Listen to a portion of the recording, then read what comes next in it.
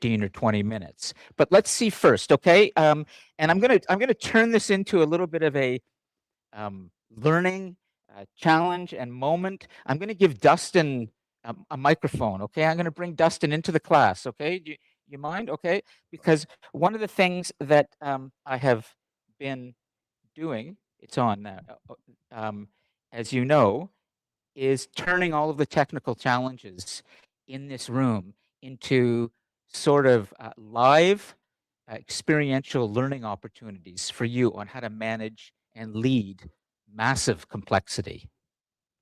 I mean massive. This room is, and what we've done here is complex. The critical thing that I want you to think about right now before I begin to talk to Dustin, and I'd like you to see what we do for a little bit, and then I'll let you work on some things, is please put this into your brains right now. Master of complexity. This class, Global Leader, as well as anything we do in this room, whatever I teach, short history of the world, humanity's destiny, is going to help you become a master of complexity. And if you can do that in the world today, you will succeed and you will lead. As you're going to see today, when we're going to look at a crisis that's taking place in the world right now, in terms of the war that has essentially broken out between the United States and Israel and its supporters and Iran, and the overwhelming bombing that's happening now, that's similar to what happened in the Second World War when Germany began to bomb, when the United States and Britain began to bomb Germany, and eventually that led to Hitler's defeat and his suicide in Berlin. We're seeing something similar unfold now in the Middle East.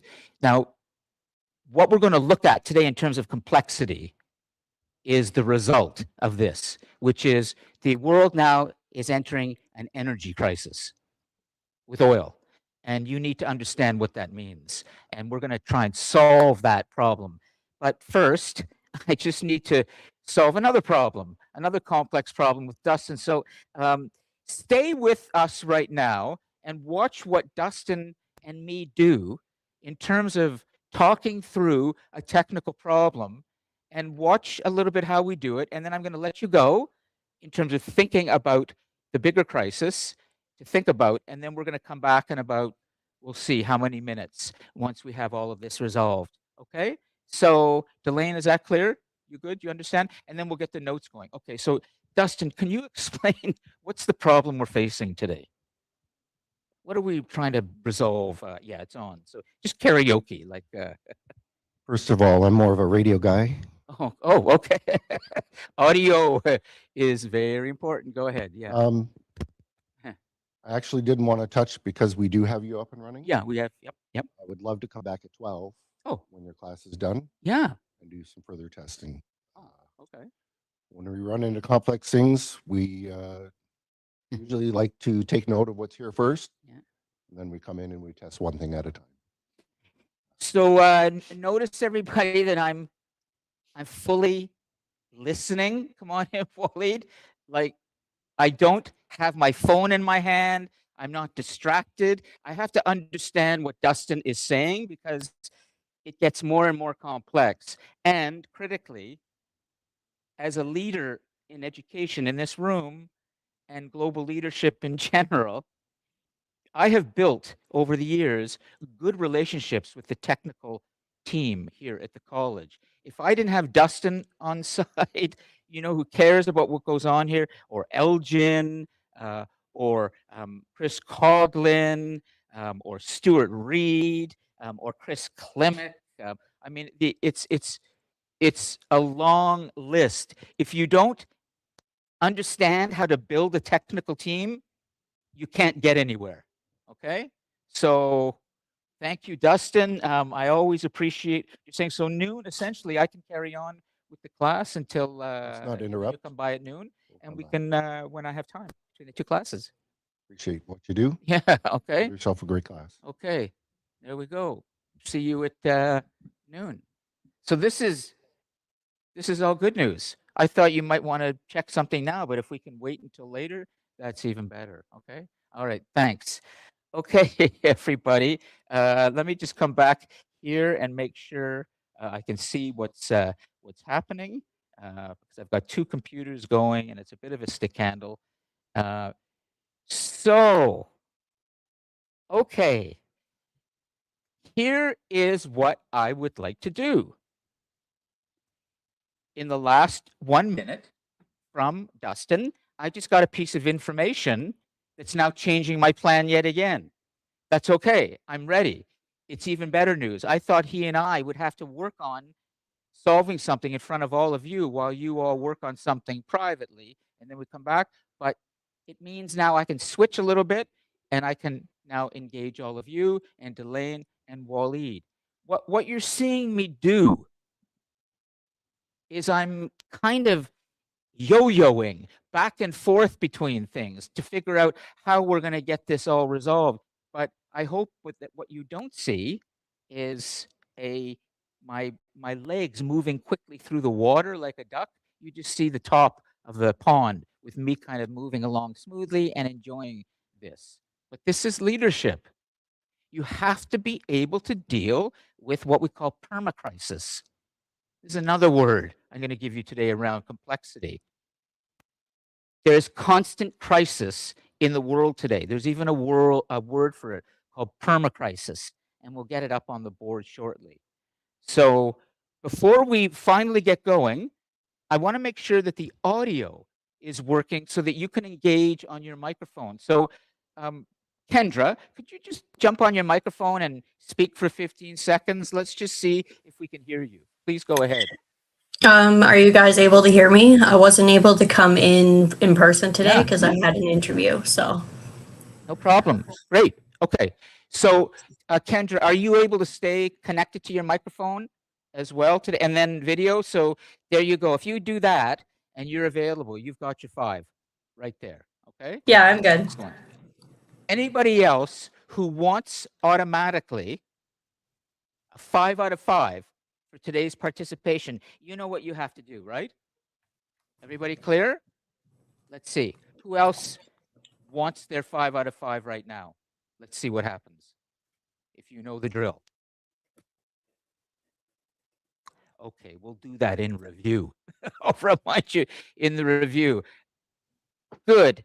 The second thing I'm going to do now, since there are only 2 students here, I'm going to ask Waleed and Delane to do something that they haven't done before, which is I'd like Waleed to sit up here and Delane to sit up there beside me so that you can be seen, okay? That way everybody is, and we're just going to and we're going to give Delane a microphone, and we're going to give Waleed a microphone, and we're going to do the class like this, okay? And you can see up there, guys, as on YouTube a few seconds ago, you're moving up to the What's up, front, YouTube? okay? So we've got a really nice class set up, and not everything is there on the big board, but I will gradually get things working. So here's what I'd like to do. Now that I know that everything is largely connected, and if anybody wants their 5 out of 5, they know what they need to do. But for the moment, it's going to be Kendra in the Cosmos. Now, does anybody have any questions at this point that they'd like to ask at the beginning of this second part of the semester? You don't have to, but you know, is there anything you'd like to know at this point? Just turn it on, okay? And then you know how, yeah, good, okay. And then karaoke and Waleed, go ahead. I'm just wondering, like, what's the plan now? Now that we've gone this far, like, what's next? That's a very good question. You mean in the next 7 classes?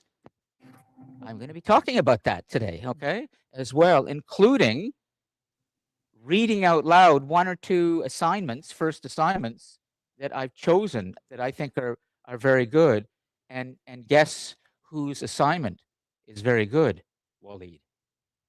I don't know. You don't know. No, it could be I'm anybody. looking at the person right now. Oh, my. Oh, wow. Oh. Nice, nice. So we'll put that up here. Also, there's well, I have another student who's out in a distant solar system on the asynchronous side of the class.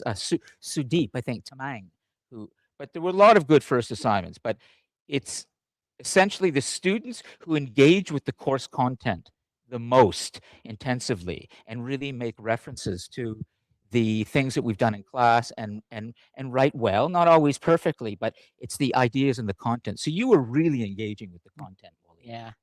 Yeah, I had to review on some stuff on there. Plus, I took some stuff from the class, so Yeah. I pretty much did what you said.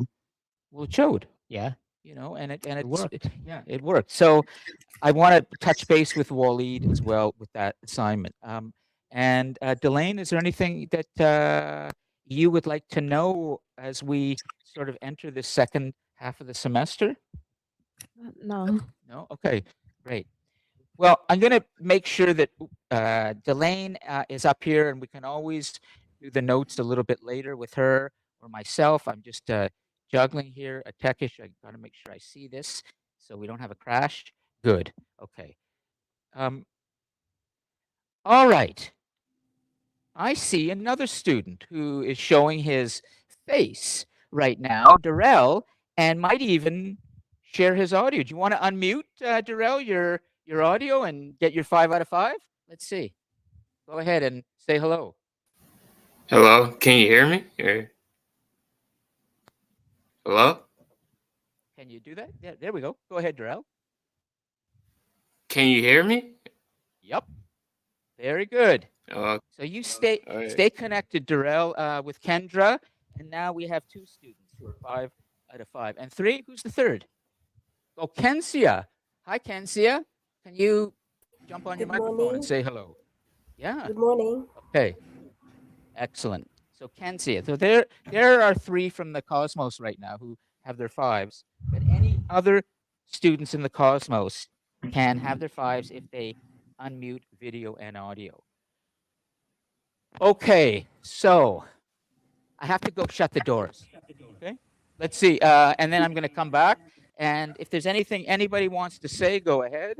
I just need to get this set up. And oh, Carol's there. Great. Kansia, Darrell. Probably we'll just do the notes in the live chat today because of how things are unfolding. Well, let's begin the content then. Right. And I'd like to address Waleed's question first in terms of what's going to happen in the second half of the semester.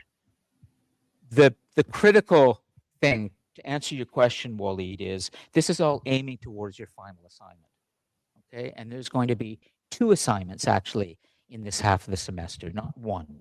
As well as the discussion posts, the regular discussion posts, but it's the big assignment at the end in which there will be a detailed assignment sheet. But essentially, you're going to be doing a 1,500 word, 1,400 to 1,500 word essay with research in the same voice that you've been using, that reflective voice for the discussion posts and that you use for the first assignment. But now in this final assignment, you're going to be writing in a much longer length. And there's going to be research involved with works cited. So it's going to be combined, you know, reflection, discussion posts, but now you're going to be bringing research in, real research to support what you say. So that's a big change. And then in the second assignment that will be coming in about 3 to 4 weeks, there will be some research involved. But the final assignment will be due in about 6 weeks or so, and I'll be posting the assignment sheet for that. So essentially, that assignment, Waleed, also gives you options. You could do it as a video. You could do it in any way you like. You could do it as a presentation in the final class, the 14th class. But the content has to be the content that I'm asking you to address. But the way you express it, what medium you choose, whether you write it, you do a video, you present it. You could even do it as a story. You could do it as an exhibit. I've had art students come up and present their assignments as some kind of graphic novel. Even you can choose that. Okay, so it's your big work of the semester in this class. And I've had some students do some really outstanding work in this class in their final assignments. So I think you just might be on track for doing something really, really good that you'd be proud of.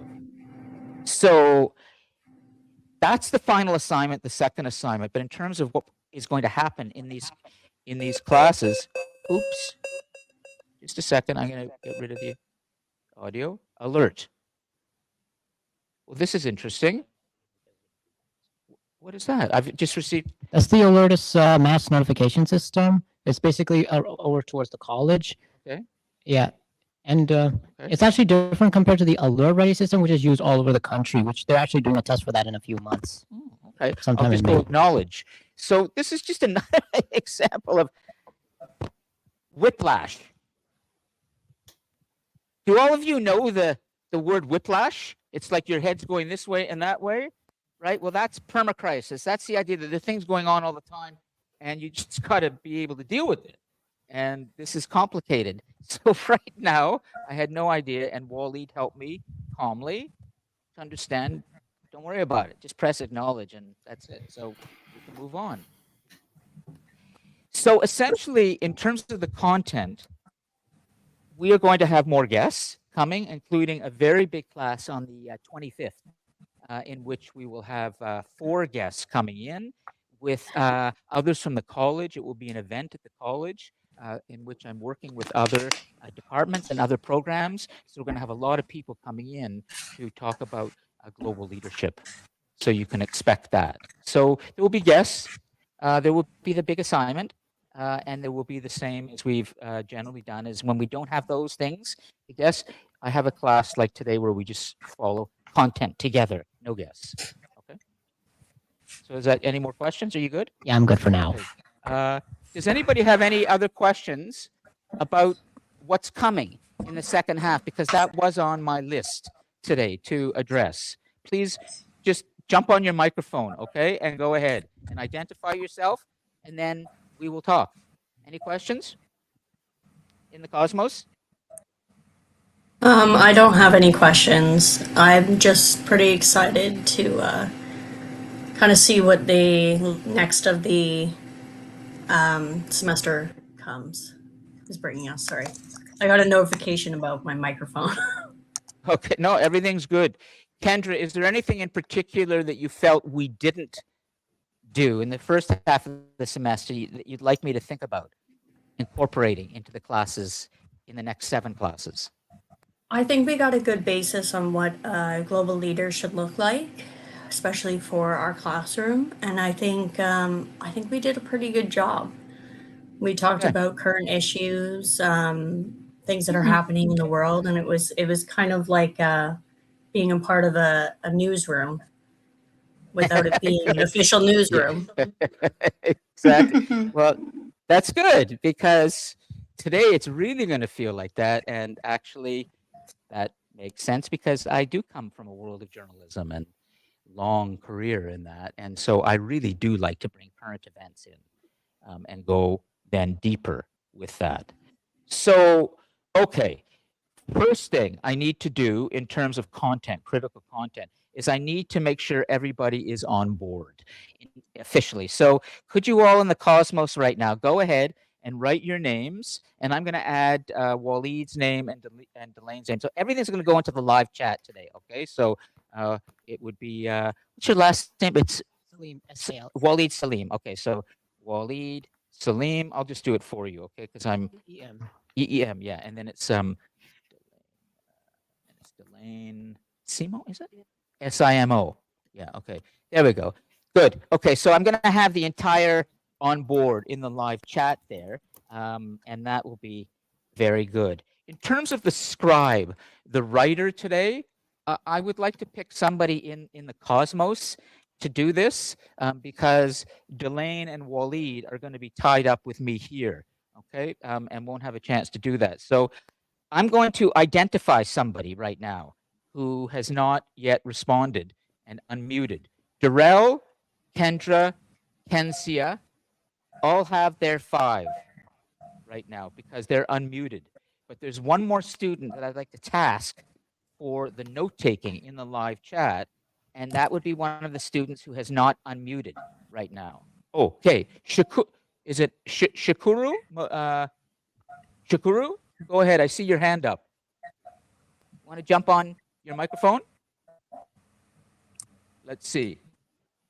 It might be just a hand from. There's Nathan. Okay, Nathan, good. Trevor, can we task you to do the notes in the live chat?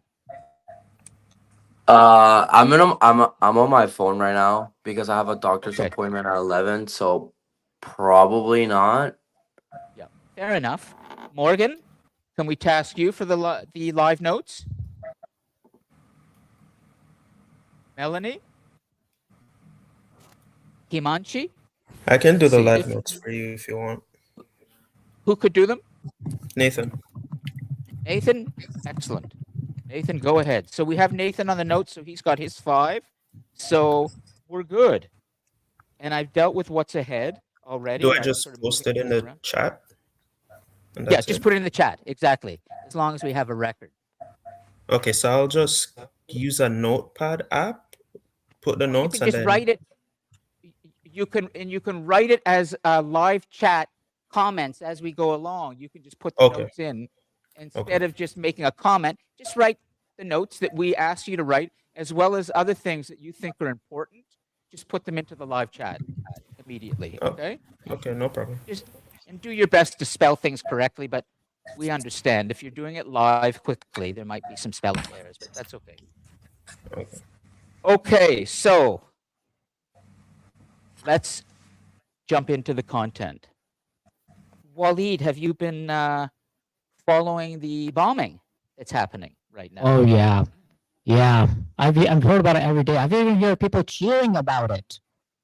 So you're aware of the fact that we now have officially a war that has broken out between the United States and Israel and other countries who support the United States and Iran and their supporters. And this is the biggest attack by Western countries on Iran since the revolution in Iran in 1979 that brought a religious republic, a theocracy to Iran. Yes, The oil shortage Exactly. also happened there. that's what we're going to talk about. But I just want to get a sense of the familiarity with this event. Have you been following it a little bit at all, Delane? Not really. I just know like that the president of Iran died. And Yes. Oh, Okay. that's all I know. Yeah. All right. Well, what I need to help you with today is to understand that we have a significant problem that has essentially resulted from this attack. And what is happening right now as we speak is that the United States, with its superior technical power in the military, they have begun with Israel to dismantle the infrastructure in Iran of their oil, of their all of their operations to essentially remove the regime there that has been so difficult for the rest of the world and begin to change the regime. It's called regime change. And this happens a lot in the world. However, I'm not going to focus on the politics and of the war itself. I'm just acknowledging that this war has begun and it's disrupting the world in very significant ways. But what I need for all of us to understand is that there is a direct result of these attacks that is beginning to affect every single one of us in terms of how we live our lives, and that is the supply of oil. And that's something I want to address with all of you today, is I want to work through first an understanding of the scale of this problem that we're facing globally. It affects every single person in civilization on planet Earth today because the fuel or the motor of so much that happens in the world today is a result of energy and oil, fossil fuels. And when we, somebody needs to mute themselves, just we're getting a little bit of interference there.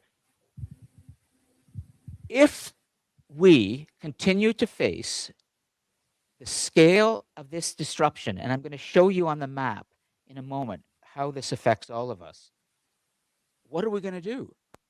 What will be some of the options available to us? And I'm going to be very interested to see if you're going to make a connection. It's a difficult connection. I'm not going to say much more, but there is a solution that's taking place right now, and it's a result of one of the global leaders that we've already focused on in the first half of the semester. You may have a sense of where I'm going with this, but there's a very interesting thing happening right now, literally today, and in the meetings that have been happening in the last 48 hours in terms of how we may be going in a different direction with the supply of oil in the world. But first, let me start with the problem. Does anybody have any questions yet about where we're going today and what we're going to be addressing? Make sure you understand, because I'm going to read you something momentarily that I wrote as an essay for an academic journal a few years ago to help you understand this. And then we're going to look at the map more closely. You good? Everybody good? Okay.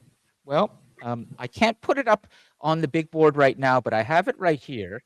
And you can actually access it online, all of you, in your browser. If you just go ahead and enter right now, open up another tab and enter Civilization of Oil. Civilization of Oil and my name, Lon Appleby. Civilization of Oil and my name, Lon Appleby. And tell me what you see. And I think somebody, it's Shakuru, I think, who might have his microphone open here. Let me just check. Somebody is, yeah, it looks like Shakuru. Can you make sure? Yeah, your microphone's off. Great. Okay. Does anybody have in their tab right now Civilization of Oil? I do. Great. Okay, so who's that? Is that Kensia? Kendra, and there was somebody else as well. Yeah, Okay, it was great. me. So you, great. Is it the globalclass.org? No, Does that just have put 4 in, of- just enter. Just enter. I'll put this in the live chat for you right now. Okay. Just Okay. enter the title. I'm gonna. Oh, this is very slow here. Okay. Just enter Civilization of. I'll do it this way. Civilization of Oil. That's the title. And then after that, enter Lon Appleby. Okay. And you should get an article that appeared in the Great Plains Quarterly. You will see this. And I'm going to read you something to help you to understand. So there it is in the live chat for you, okay? Just enter that, and here's what will come up. Civilization of Oil, Reflections on a Pipeline, an Aquifer, and the Next Generation. And I'm going to read you just a few paragraphs of this, because it's something I'm very interested in and have been for a number of years. Question of how the world transitions away from oil into a new type of energy source. You want to say something, Wally? You're good? Okay. So 4 years ago, when I was beginning to build the global classroom, we used to have a lot of different students and professors from around the world who would join the classes. And sometimes we'd have 4 locations in the United States and in Russia, in Africa, in the Far East. And the global class began to establish a reputation. This is long before the pandemic, in which we were able to connect people from different parts of the world and have a live global class. And so I built a network at that time of participants. And one of them was the University of Nebraska, United States. And the professor there at the time, he edited a journal called the Great Plains Quarterly. which was and still is an academic journal in which articles appear and essays appear from scholars and others around the world. And he asked me after we had done a global class together with the students, would I write something for his journal? And as a way of thanking him for participating in all the global classes for free with all of his students over the years, I wrote this long essay for him called Civilization of Oil, Reflections on a Pipeline, an Aquifer, and the Next Generation. And at that time, we had been doing quite a few classes on energy and transportation and the idea of how do we build a fossil fuel-free, carbon-free world where we can move away from oil and gas into something else that's more sustainable. And at the time, there was a pipeline that was being proposed from Canada to the United States called the Keystone Pipeline.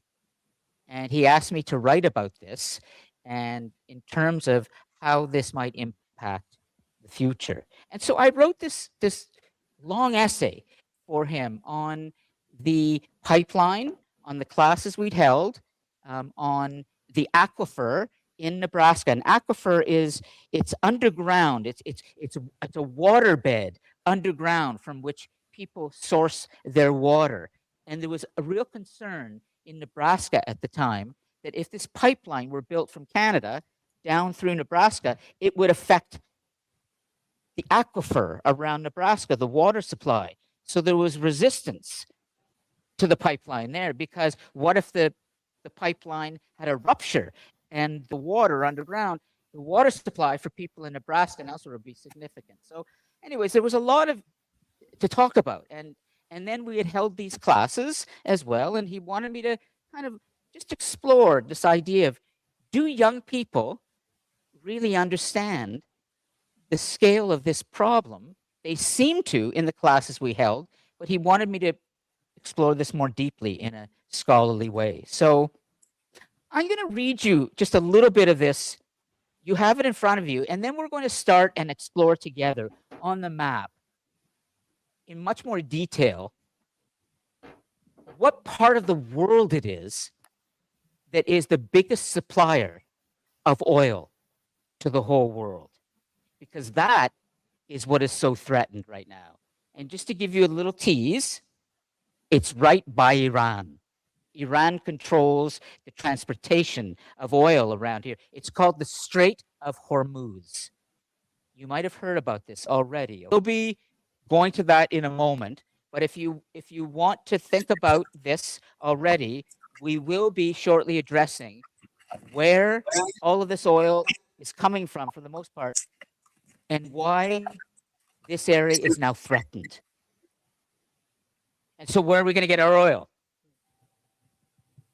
I mean, this is okay. So just if anybody has any questions, please, and then I'm going to read this. Waleed, go ahead. They did the same thing with Saudi Arabia back in the 70s as well. That's right. Saudi Arabia has been a huge supplier of oil. But guess which is the other country that is so significant here? I think you know what the answer is, right? Is it the United States? Nope. Who is it? Who is one of our global leaders? Else? Who is one of the early global leaders who made that remark in Switzerland? Mark Carney. Mark Carney. Wait till you see what he's talking about today. Look, let's solve the problem, okay?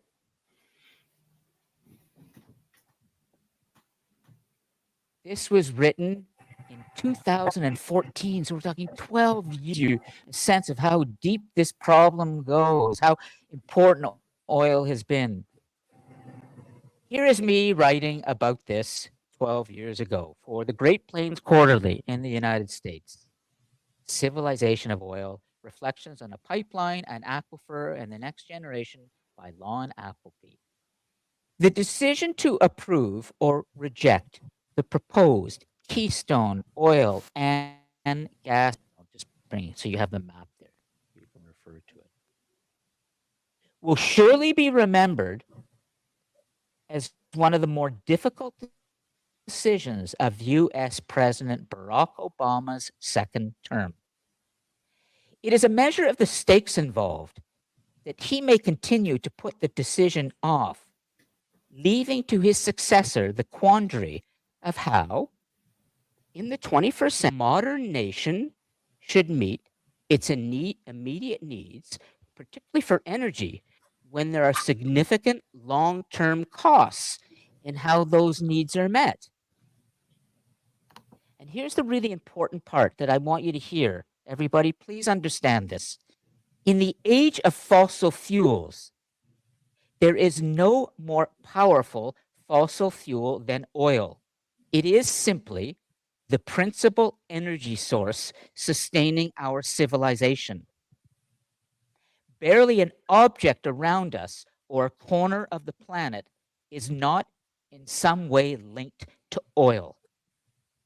Oil, the accumulated dead matter from inside the planet, remains our indispensable resource, relied upon everywhere to power our cars, our trucks, our ships, our planes, produce our insecticides, synthetics, lubricants, and plastics, the material essentially of our modern world. The problem is, this is 12 years ago I'm writing. The problem is we have discovered that oil is not available in limitless amounts. And even more concerning, it is not very clean. Beginning with Rachel Carson's courageous investigation of the post-war chemical industry, which she chronicled in her landmark 1962 book, The Silent Spring, or Silent Spring, the 20th century showed us that while we may have acquired much knowledge about the hidden powers of nature and how to harness them, we have also created new dangers that threaten not only the balance of nature, but also our own well-being. In this third millennium, we have entered an era not so much of growth, but of consequence. I'm going to stop there for a moment. Waleed, Lane, Kensia, Kendra, Nathan, Carol, every single one of you is living in the age of consequence now, of crisis, of things that are escalating. And guess who's going to have to clean up the mess? We. Exactly. Are you ready for this? Honestly, I kind of saw this coming, but no, I'm not ready. Okay, this is very, very important from a global leadership standpoint. Are you ready to take on, or at least think about? You don't have to be, you shouldn't be overwhelmed today. It should be more like you're ready to open your mind to the biggest problems. You're not scared of them. Okay. So sorry, Waleed, you saw it coming, but Yeah. At first, I thought I wasn't ready, but you know what? If it's coming at us, come at us. and then who's going to make sure that it gets solved? The problem is Us. fixed. Well, if we're the one that's have to face it, we have to clean it. We have to make sure. Okay. This is real leadership. It's real problem solving, and it's a real understanding of how to become a master of complexity. Do you know how complicated these problems are? Do you know what I mean? Well, let's look at what's going on right now as a result of the war. Okay? Does anybody have any questions around what I just read? Do you understand a little bit of the issue as we now move towards the bigger issue, which is not only is oil dirty, which you know, not only is it not limitless in terms of its supply, but now we're going to add a new problem which just unfolded in the last week. The part of the world where oil comes from mostly is now unable to ship the oil to the rest of the world because of this problem in the Strait of Hormuz. So let's take a look at this, okay? The map. And we're going to look. Can you, online, Kendra, are you able to see the map that we're looking at right now fairly clearly? It's kind of clear. It's a little blurry though. A little blurry? Okay, you might want to bring up your own. Oops, I'm going to zoom in a little bit here. But If you would like a really good map of the world that you can open in your own tab, I'm going to suggest, and I'll put this into the live. It's whoopsie daisy. If I can get the link, just go to the CIA World Factbook. They have a very good map that you can zoom in on, and it's high resolution. And I'm going to bring this back. I shouldn't touch anything here right now, but let me just make sure this is okay. All right. I'll just leave the map up there. So if you don't understand the navigation that we're about to do together on the map, just jump onto your microphone, okay, and let us know. But Delane, on your microphone, could you try and direct us to where the Persian Gulf is on the map? Take your time. It's okay. So it's between Iran and Saudi Arabia. Exactly. So between Iran and Saudi Arabia, everyone, you will see an area called the Persian Gulf. Now, notice we call this the Gulf states, because the states all around the Persian Gulf have the most important oil fields in the world. But let's take a look at the number of countries around the Persian Gulf right now. You can see right at the north, sort of eastern tip is Kuwait. Okay, Kuwait, you go down, there's Bahrain, there's Qatar, there's the United Arab Emirates, there's Oman, and then you go across the Persian Gulf and look at what you see, Iran. Now, here is the problem. There is a little area right at the tip of the United Arab Emirates, a little peninsula that sticks out, and then there's Oman right at the edge of that. And there, between Oman and Iran, is called the Strait of Hormuz. Kendra, you're able to follow? Yeah, I just couldn't find the map on the website, so. All right. Well, I'll make sure any map of the world that you can grab from Google Images, as long as you can see the countries identified and you can see the Persian Gulf identified, you can have that in a tab. If not, we'll be able to describe what we're looking at fairly clearly, Kendra, so you'll be able to see, at least understand where we are in the world, okay, more or less. So the critical part right now, and this is what I would like you to write down, Nathan, in the live chat, is the Strait of Hormuz. I'm going to come around here and maybe put because this is where the problem lies. Right there. Here we go. That's what I love about this map. You can zoom in and it maintains its resolution. So I will go closer, closer, closer. There we go. There it is. Right there in this little area. All of those countries around the Persian Gulf that I just identified, Iran, Kuwait, Bahrain, Qatar, Saudi Arabia, United Arab Emirates, Oman, they all produce oil in one way or the other in their oil fields. Iran especially, 20% of the world's oil is shipped out of those countries through the Persian Gulf, and they all go through the Strait of Hormuz to get into the Indian Ocean or the Arabian Sea and the rest of the world. If those ships can't get out of there to bring barrels of oil, millions and millions of barrels of oil to the world every day, crude oil that's taken out of the earth, that's then processed into products at refineries around the world, that means we would be losing 1/5 of the world's oil supply And right now, Iran, as a result of the war, has said if any ship tries to get through there to supply the rest of the world who is supporting the United States and others, they will bomb those ships. They will destroy those ships. So no ships. Very, very few ships are getting out of that area through the Strait of Hormuz to the rest of the world. So right now we have lost about 20% of our supply. Somebody needs to turn off their microphone. Go ahead. Okay, so let me just make sure we understand the problem. Delane, just to summarize what I've just said, what sort of is the problem here? Let's make sure we understand.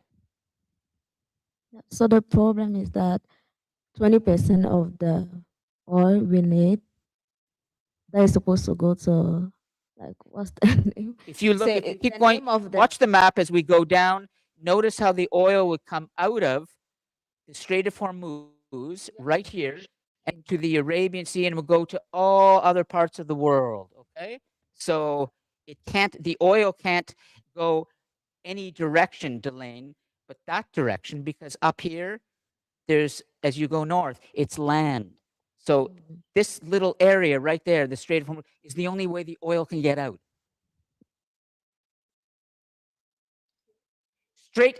Nathan, let's see. Nathan, you're doing the notes? Please write Strait of Hormuz. Yeah, put it in Someone the chat. write Strait of Hormuz. Oh, did you? Oh, you're way ahead. Okay, sorry, I'm looking below. That's what I need. That's what it's called. Okay, the Strait Okay. of Hormuz. You got it. Okay, so 20% of oil we need That's right. needs to go to the Strait of Hormuz to be delivered to the rest of the world. That's right. But Iran is now saying they're going to bomb any Any ship. ship that comes there. That's right. So now we can receive the 20% of oil. And particularly the Americans, the American president who ordered this bombing of Iran. People in the United States now are getting very concerned because the price of gasoline is starting to rise at gas stations Yeah. because that oil is not getting to the United States. Okay, so clear on the problem? Yeah. Like this is a big global problem right now that is destabilizing so much of the world. Waleed? If this keeps up, we could head into a third shortage, and now oil or gas would be rationed once again.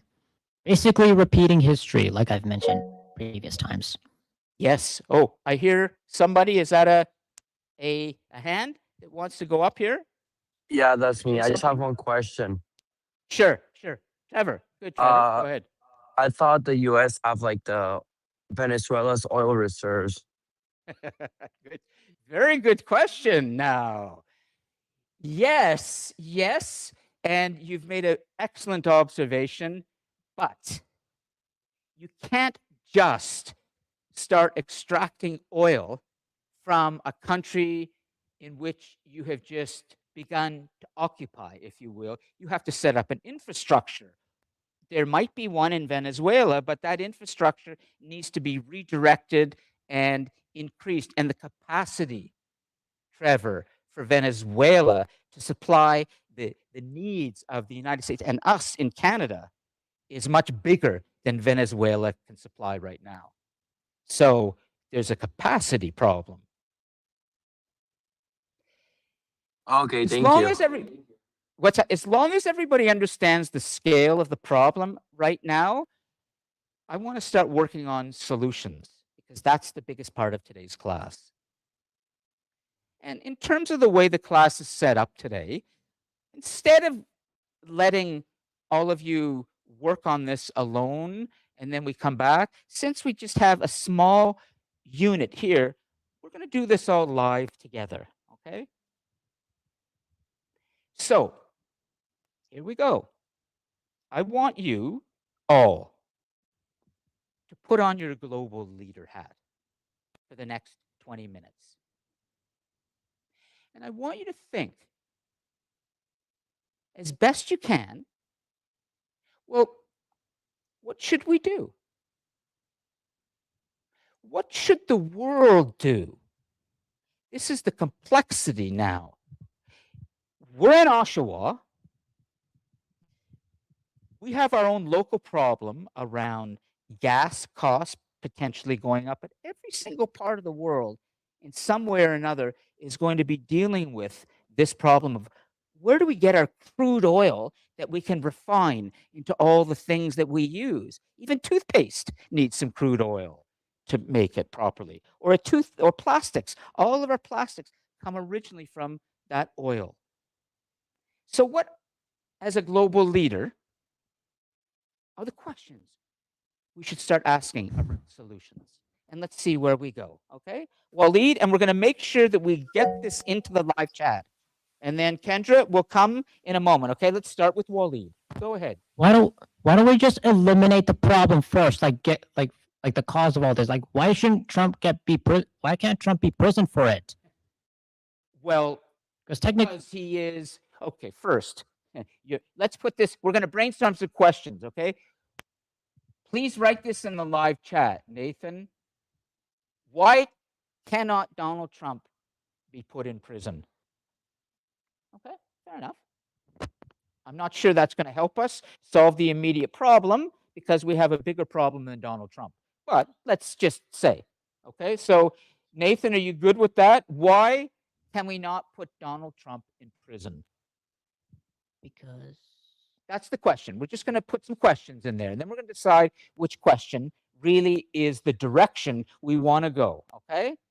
I would say to you, Waleed, already, given that I wrote that 12 years ago, long before, well, somewhat before Donald Trump came to power, and if you go back into the 20th century, the supply of oil and the use of oil to fuel our civilization is much bigger than Donald Trump.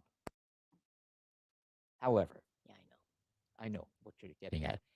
Delane, what do you think would be a question that we should start asking in terms of, well, what are we going to do to ensure that people's lives are not upended with lack of access to energy that they need to drive the cars, get on the buses, get on planes, go buy your supplies for school, your binders that you need that are made from plastics?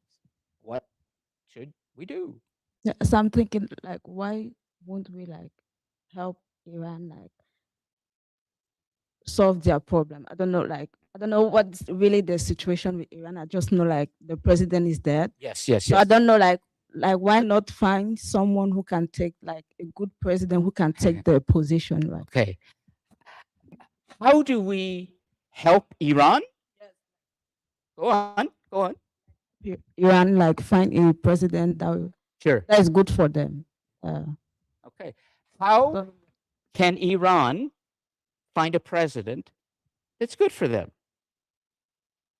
The current religious leaders in Iran tend not to allow women to do much in their society. So probably we would want a new leader there for sure, but it's not so easy, Delane. Yeah, that's it's not easy, but that's The the leaders, you know? it's not easy, but that's I think that's the only good and how would I say long lasting solution. Sure, sure. Okay. So Nathan, every question that we phrase, please write it in the live chat. Okay. And if you have any problems, just let us know. Otherwise, I'm going to assume that you're on top of this. Okay. Kendra, I think you had something you wanted to say. Go ahead. My question would be generally for the people of the world. Are they prepared for the extension of the use of crude oil? Say that again. Sorry. Are they prepared for The extinction of the use of crude oil. Exactly. Are we prepared for a world without crude oil as its principal energy source? Oh. Hey, Nathan, that's the next question. Are we prepared? What I'd like to do is go through the cosmos a little bit because I want to make sure everybody's thinking about this. This is not just a crisis that we're facing in the world right now. It's not just an example, another example of permacrisis. That's the word of the year recently that the Oxford English Dictionary gave. permacrisis. It means permanent crisis. There's always something going on now. It seems to be a problem for all of us. Everything, everywhere, all at once. Remember that? Everything, everywhere. Okay, so how are you going to deal with that? So it's very important. And then we have your ability to be able to think about these big problems and think about them in terms of problem solving. If you can't do that and you're not prepared to do that, you're not ready to be leading. So you have to open your mind to these bigger things, the way Waleed is and Delane is and the others are. So Morgan, what question should we be asking? Let's see. Do we have any life on planet MH today out there in the cosmos? If not, I'm not going to send a rescue team there. We have some budget problems here. We can only send rescue teams to certain places where we know we will have success. Right now, it looks like Morgan is off her planet. Okay. Oh, Morgan. Okay, repeat the question. Well, okay. Morgan, what question should we begin to ask in order to solve the problem of the energy crisis as a result of the war in Iran? What question should we be asking right now to begin solving this problem? We know we have a problem.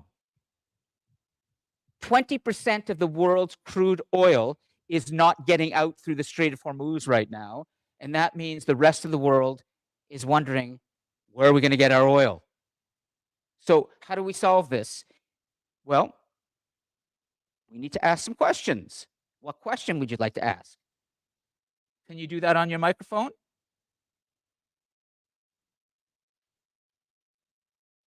Good. Nathan's got Morgan. Okay, Morgan, keep working on that, okay? All right, that's okay. I'll let you carry on. We're going to just move on right now. Himanshi, are you able to put a question in to the live chat? If not, I'll just move on with the nucleus here, okay? But I want to give everybody a chance. Himanshi, do you have a question?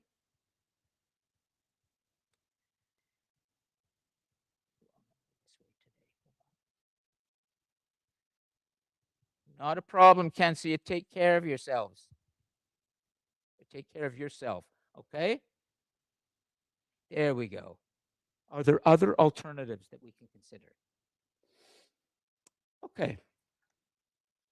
We have these questions.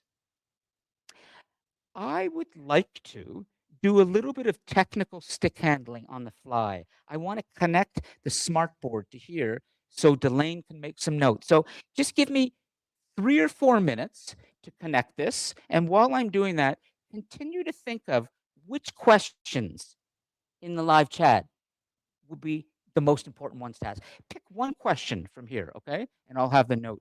So go ahead, just think about it, and I will be with you momentarily, okay? One question.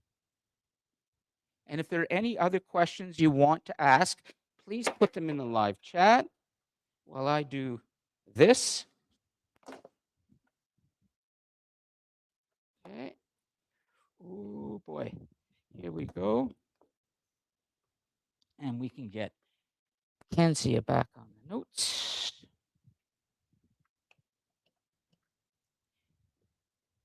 What are the alternatives? That's important.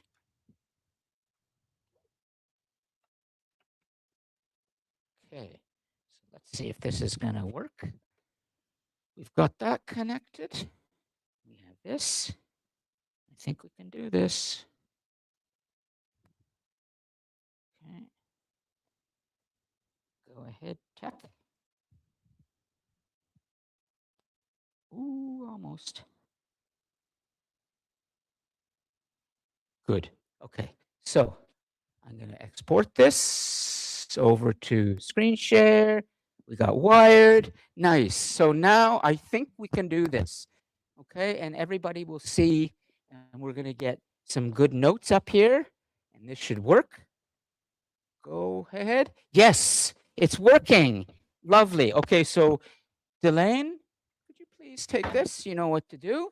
Okay, yeah, you can take that with you in case you need to speak. Okay, but I'll put this over here so you're good. Okay. Okay, so it's right there.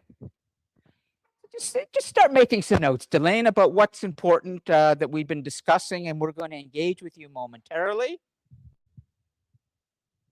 So all of you should now see the notes on the board, and we're going to now start to put some real solutions based on your questions. Kendra, I'd like to ask you, what do you think is the most important question to ask of the list that has been given here? Oh, sorry. Kendra, I'd like you to think about what is the most important question to ask right now among the list. Choose one question. For a more progressive question, I would say, are there other alternatives that we can Alternatives. consider? Are there other alternatives? Exactly. It's a nice, simple, broad question that I think can take us in many directions, but that is definitely a question I would ask. What are the alternatives? Excellent. So what are the alternatives? Delane, would be really the big question we're going to ask, and we're going to try and answer this right now. What are the alternatives? When you are leading something in any position of leadership, whether it was Tim Berners-Lee, who was thinking about how to solve a problem at the Center for Nuclear Research that eventually ended up becoming the World Wide Web, whether it is indigenous forms of leadership principles that Kayla from the Indigenous Center brought to us, whether it was the leader, the president of El Salvador, who we looked at as well, who had been our first choice, and then we began to see there were some other issues that we had to address, or our own prime minister, Mark Carney, or any of the other leaders that you had actually suggested that we focus on before we chose the El Salvadorian leader. Every single one of those individuals will always be thinking of options. They're always going to be looking at a situation and trying to understand what can they be doing that others aren't doing. The alternatives. They're trying to fill in a gap. So Trevor has asked an excellent question, and I want to start with Trevor. Trevor, what are the alternatives? Can you start telling us what you think an Maybe alternative might be? maybe go into other countries and like establish our relationships that we can gather more energy or oil. Yeah. Go to other parts of the world. Do you know that there are something like 2,000 oil fields in the world on planet Earth right now? 2,000 oil fields. But something like 40% of the world's oil supply comes from only 120 oil fields. So there's a small number of oil fields that are producing a lot of the oil for the world, and those oil fields have largely been in the Persian Gulf. So let's say Trevor is right, that we should look elsewhere. And he had mentioned Venezuela. Perhaps. Where else could we be looking? What other parts of the world seem to have a lot of oil, crude oil, somewhere underneath the ground, in all that rock, in the crust of the earth? There's all this gooey black vegetable matter that's congealed over hundreds of millions of years from the dead vegetation. That's what oil is. It cooks. It's all that dead stuff that's died, and trees and leaves and even flesh and other living things that have gone down into the earth and congealed over millions of years into black gooey stuff that then we begin to extract That's crude oil. Well, where else can we get that?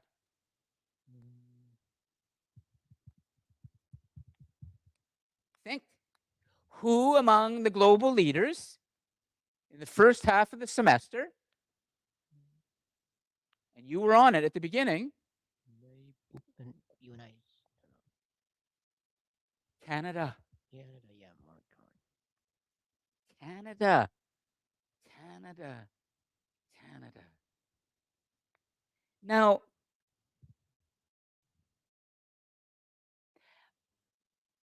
I'm going to help you with this, okay? Because this is not an easy thing to resolve. You probably believe, rightly, that we should stop extracting oil and look for other forms of energy, electricity, for example, electrification, forms of natural gas that are not dirty, other forms that don't require us to extract dirty oil that is burned when we make gasoline from it, or that is processed into plastics that we throw out and that pollute the oceans and the world. It's called plastic. We don't want all that. But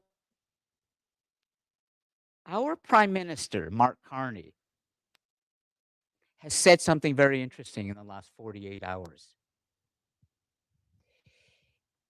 Trevor, are you able to open up another tab from the Globe and Mail? Just go to the Globe and Mail today. I want you to see an article that has appeared, that is just coming out, about what the Prime Minister has asked his energy minister to do. Are you able to open up the Globe and Mail? Let me try. I'm in my phone, so I'll try though. Don't, try if you can. If not, I will explain, okay? I don't want to get it too complicated. We have something in Alberta called the tar sands. Does anybody know what the Alberta tar sands are? Kendra, you want to try? Is that not where our oil fields are? I did Yes, watch they are. chiefs from Alberta talk about how they were trying to go ahead and put a pipeline in to get to that oil, sands. and without the Tar sands. permission of That's right. the communities. Yeah. DS, tar sands, Alberta tar sands. That's right. In the Globe and Mail today, our energy minister said that the Alberta tar sands are the greatest strategic reserves of crude oil on the planet. On the planet. In other words, he said, if we can more aggressively go down and drill and extract the crude oil in those tar sands and ship it to the rest of the world, do you know what he's doing? That is a remarkable and very interesting thing here that is so essential to global leadership or any kind of leadership. He's turning a crisis into Solution. an opportunity. An opportunity. You see it, Waleed? Yeah, I You see see what it. he's doing? Kendra, do you see it? You see what he's doing? Turning a crisis into an opportunity? Okay. It has been said by no less than one of the great American presidents during the Second World War, and it has become a cliche, never let a good crisis go to waste. Can you write that down? Never let a good crisis go to waste.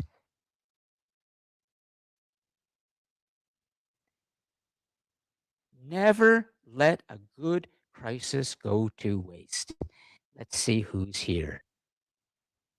Darrell, what do you think that means right now in the context of what it appears our energy minister is doing at the instructions of our prime minister? What is he doing as a result of the fact that 20% of the world's oil can now not get out of the Persian Gulf states? He is doing what around crisis? What is he doing around crisis, Darrell? It is such an essential part of good leadership. He's just finding alternative ways to fix the problem. Exactly. And do you see how he's taking advantage of a crisis to begin Yes. building? Yeah. Excellent. Now, do you think that there's anything wrong with this way of approaching a problem, particularly when it comes to oil? Do you think that maybe we shouldn't be looking to the tar sands, but we should be looking elsewhere? And can we really? Or if we are using the tar sands and we're doing something dirty still, we're extracting oil, which is not good anymore, then shouldn't we be considering the consequences of that to the environment? Or, and here's the big question that Mark Carney has said is so important. Shouldn't we recognize and be very pragmatic and practical? Well, we have an opportunity here to make money for Canadians and give oil to the rest of the world and make Canada stronger economically. Shouldn't we be doing that first before we worry about the environment? What do you think? This is a really tough question. And I guarantee you that the Prime Minister is doing that kind of thinking and calculation right now. Is he's going, well, wait a minute. I know that oil is dirty. I know that the tar sands has been a problem. I don't want to be extracted. But on the same time, he's saying, but we're in a crisis. People aren't getting oil. We've got all this oil. What should we do with it? Do you think he's right in doing what he's doing? Or do you think that he's just taking advantage of a crisis at the expense of contaminating the environment even further with the burning of gasoline? Climate change results more, and he's just using more fossil fuels, and in the long run, it's going to make things even worse. What a big problem. Do you understand the scale of this? Delane, it make sense? This is big, big planet-wide global thinking. So Kendra, do you think our Prime Minister is going in the right direction by telling his energy minister, let's start getting more oil out of the tar sands and give the world that oil so they don't have to go to the Gulf states?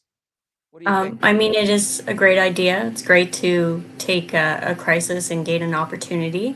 But like in my culture, we have to look at the next 7 generations. So how is this going to impact the future of Canada, as well as could the impact of drilling that oil out destroy the actual land itself? Could it collapse? Could it create a pit where it's unusable land? And the amount of water we have to use to drill that oil out of there as well. Right. I think that Kendra is bringing back a very important thing, which is the Indigenous perspective that Kayla mentioned, which is you can't just go and wreck the environment and drill more deeply into the earth, and it has consequences in the long term. So then, Kendra, what should we be doing to ensure that we don't face an even greater oil supply problem in the next 2 or 3 weeks in the world? How are we going to address this? So that when you go with your car and the gas prices are not going to start going up to $2 a liter or something like that. How are we going to deal with this? I think we have to look at what we did in the past. This isn't the first time we've had an oil crisis. This isn't going to be the last. It is an extinct product. It's going to die out eventually. I think in the meantime, create solutions for long-term energy gain and then Yes. talk to countries that have the oil, that have the things set up already. Yeah. As opposed to creating new infrastructure, like go into the tar sands and create more new machines that can go deeper and bring more oil. Go to places that maybe have that infrastructure. Go to parts of the world, Delane, that have the infrastructure set up and that can replace that oil without damaging the environment. Right, Kendra? Is that correct? As a note? Yes, yes. Okay. I'll see if I can bring the camera over to if it's working today. Let's see. Let me bring this camera so you can see her a little bit more. There we go. Okay. Now we can see her, and I'll lock this off. Nice. So now you can see clearly what Delane is writing. We can come back here to me and Waleed. Yeah, and we'll go back to good. Okay. So Delane, you are now close up. All right. We're going to make sure we get these notes. And I just want to remind you of also one other thing before we conclude. I did say that I'd like to read out loud Waleed's piece. I'm going to do that next week, okay? When things are working a little bit better. I want to make sure we conclude with this today. Waleed, go ahead. My question was, they were talking about these like energy alternative like vehicles in terms of substitution for gasoline, Yes. but like hydrogen and electricity, and sometimes even maybe even solar. But my question is, why didn't they do it sooner when they had the previous crisis? They could have just went over. Why did they do nothing for like almost 50 years now, 40, 50 years, and they didn't do anything and just relied on the oil? Because Waleed, in spite of efforts to solve this, there are countries that are still profiting greatly from the supply of oil and may not want to solve this so quickly, like Saudi Arabia, for example, or like the United Arab Emirates or others. So we're talking about a problem, Waleed, that is so great and so difficult that it could take a very long time to resolve, but not necessarily. I'm going to give you an example that should give you hope about solving problems at this scale. How many of you remember a problem called the hole in the ozone layer? There's ozone that surrounds the Earth that protects us from the heat of the sun. And when that ozone gets depleted around the Earth, the sun's heat can penetrate and go further and begin to heat the planet. So if there's no ozone out there to protect us from the heat of the sun, we're going to get hot. Do any of you remember through your studies that there was a time at the end of the 20th century when we discovered there was a hole in the ozone layer that goes around the planet? And it was a result of all the aerosol sprays and refrigerants and other chemicals that we were using. It wasn't the result of fossil fuels. It wasn't a result of gas being burned. It was other chemicals that we were using that were going into the atmosphere, and it had opened a hole in the ozone. And we began to get very concerned on Earth that if we didn't solve this, we were going to create an even bigger hole, and it was going to get very hot on the planet. So let's write this down, and we'll conclude with this for today, just to show you what is possible to solve problems, okay? Because Waleed has identified something that makes it clear it can be a very difficult problem to solve, but these problems can get solved. A reason for hope. Could you write this down, Delane? A reason for hope.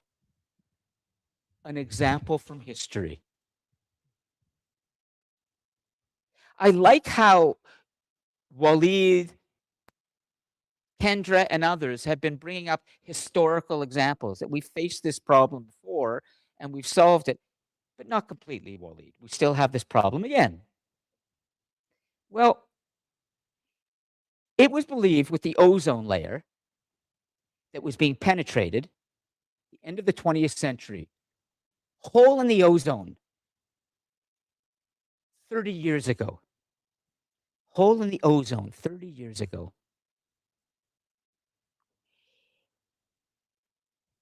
There is no longer a hole. How did that happen?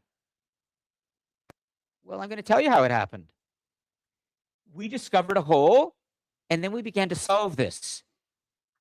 And as a result, we now can say in 2026 that the hole there is so small that we no longer need to worry about the sun's penetration, and that we have come up with world regulations and restrictions. Well, here's what happened. It is so interesting the way we're ending today's class, because it started with Waleed saying, why can't we put Donald Trump in prison? Well, there was an American president at the time who actually cared about the environment. This may surprise you. His name was Ronald Reagan, the actor. Yeah. And there was a British prime minister at the time named Margaret Thatcher who also cared about the environment. But you never would have thought, because they were both kind of similar in some ways to Donald Trump, which is they generally cared mostly about money, not about nature. But listen to this. It's an amazing story. It turned out that Ronald Reagan actually did care about the environment because he loves the natural world of California, where he used to ride horses and still did.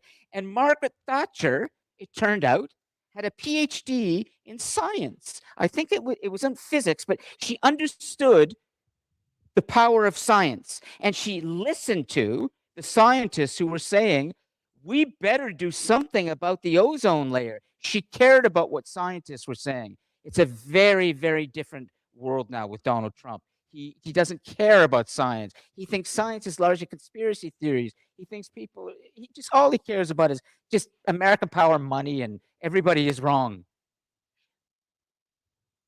But Margaret Thatcher and Ronald Reagan came together. Two important global leaders came together. They trusted scientists. They cared about nature. And they were able to bring other leaders together and create what was called the Montreal Protocol. The Montreal, I may have this incorrect. It was a new series of restrictions that controlled how much aerosol, refrigerants, and other chemicals were put in. Companies had to control that. And as a result, over the last 30 years, we've seen a reduction in those things, and the hole in the ozone has shrunk significantly. I'm not entirely sure what the lesson is today in terms of how we begin to solve this particular problem. But I'm going to ask you as we conclude, Kendra, Darrell, Trevor, and anyone else who is in the cosmos, Waleed and Delane. And I'm going to start with Waleed. Mm-hmm. What's the takeaway in terms of our solution now, Waleed, that we should begin to look at so that this problem in the Strait of Hormuz does not become an even bigger problem for humanity? What should we be thinking about? We need to think about what else can we do, basically, on how to solve this for now. Yes. Yeah. And specifically, who should be thinking about this? Prime Minister Carney, our leader. But right now, us too, eventually. Prime Minister Carney should be thinking about this. That's one takeaway. Do you think he's right in saying, let's go more deeply into the tar sands in Canada and build more infrastructure, even if it affects the environment?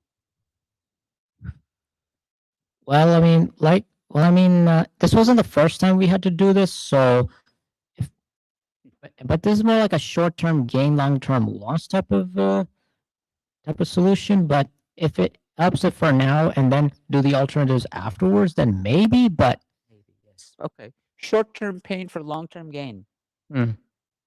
But Kendra might say yeah, short-term gain, long-term pain. yeah, Right, Kendra? So you see the complexity in these things? They are profoundly complex, but you just need to be thinking about this. I just want to make sure Delane is good. Do you feel you know what to write, or do you want some help? You keep going, okay? So I'll let Delane write. Okay, Darrell, what's the takeaway today about solutions for this particular problem in the Strait of Hormuz?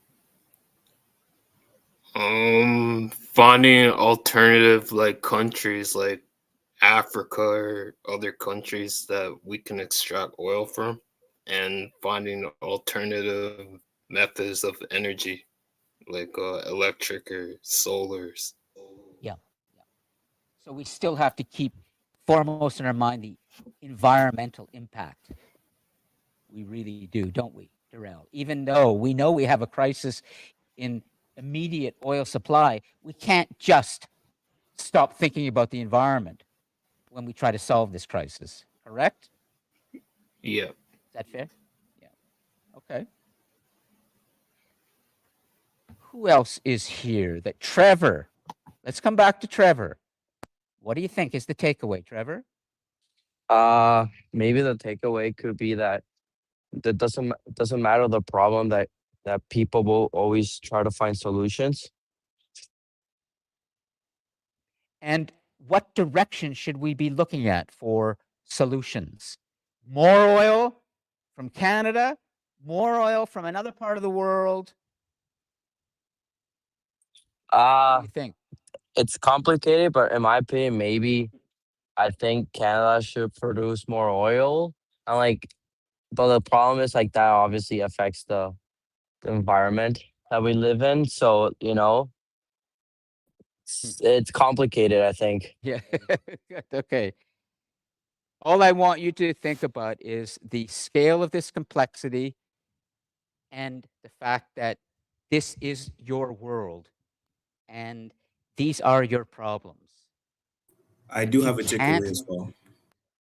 What's that? I also have a takeaway. Oh, excellent. Daniel, go ahead. Yep. Get your 5. It's Able speaking. Yeah, go ahead. Oh, I Yeah, think Igor. we should accelerate global investment in solar, wind, hydro, or nuclear energy to reduce the dependence on oil. but we have a crisis right now that we have to solve in the next month or two because we need oil immediately to give us our gasoline and other products. And how do we start to shift away from all of that so quickly to wind and hydro and electricity? Don't we need a transition period? Or do we need a revolution and just say, stop with all the oil? And I'm not so sure we can do that. Too many people are dependent on this supply of oil right now. We might not be able to shift away from it so quickly to something else. Sometimes the lesson is we do need to make uncomfortable decisions in the short term that may not be perfect. And I'm going to conclude by telling you all something that was really at the core of today's class, and then we're going to stop. When you become a master of complexity, which is what we've been doing today to some extent, we've been trying to address a very complicated problem. You have to make choices, hard choices. The only way that you can make hard choices about anything in your life, whether it's a complex big problem or a small problem, even around whether you want to drop a particular course and take another course, or whether you want to drop your whole program of study and go to another college or a university, or take a year off, or who knows, or apply for a certain job. You need to have very deep critical thinking. You can't make good choices unless you engage in the kind of critical thinking we did today. You just can't. And so I highly encourage you always to please be prepared to have these kinds of discussions, do this kind of thinking. Be patient enough to talk about these things at length and not be distracted by going here on your phone, there on your laptop, but actually be able to sit and concentrate on one problem. Then you will make the right decision. Make sense? Yes. Okay. Thank you all, everybody, for being able to at least explore this together. And Delane will leave her notes there. We have the live chat. You have your 8 discussion posts that's due next week. Does anybody have any questions or anything they'd like to mention? Ebot, go ahead, please. Oh no, See I you. do not have any questions. I think I'm good. Good. Okay. Thank you. Great. You all know where to find me via email. And so have a great week. I'll see you next week. Okay. Have a nice day. Thank you, Delane. You can just leave that there. I'll come and get it. Waleed, and I'll get your assignment read next week. Just too much to do. Great. Okay. So there are good notes, nicely written. I can even read them on the screen. I'm not looking at it here. Delane, come and take a look at your notes right here. Okay. Nice. Today we are focusing on the situation where Iran is. Okay. Go ahead and clean up, okay? If you want to, yeah, edit anything, go ahead. You good? Greatest, oh yeah, Alberta Tar Sands are the greatest strategic reserve of oil in the world. He's basically saying we have the best, biggest long-term supply of oil for everybody on the planet right now. Let's go in there and get it. Fascinating. Okay. All right, so let me save the live chat. Good, got that. Gonna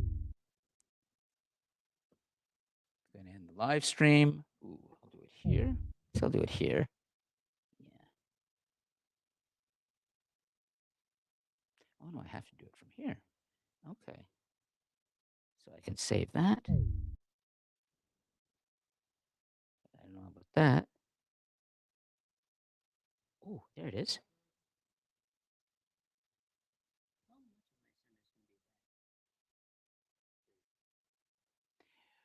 Well, I have it here. I can tell you. Hold on a second. Let me just end this because I had it teed up, and this is so slow. This thing.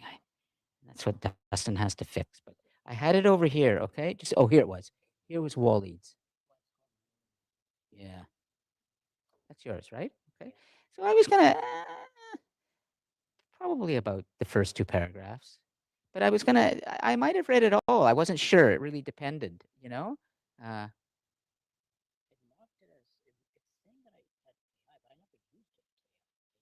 No, that's okay. That's a tiny bit. That's not AI. That's Turnitin, and it's just it's showing me that it says that you've plagiarized, but I know you haven't because you've put this into quotations. So Turnitin, when it identifies a complete line, it doesn't always identify that you've put the quotation marks around it. So it thinks that these are your words, but I know that they aren't. So that's that doesn't mean, and it's also that doesn't mean anything. So no, it's all good. And you saw your mark, right? So that's great. Okay, I just need to do this first. It's going here.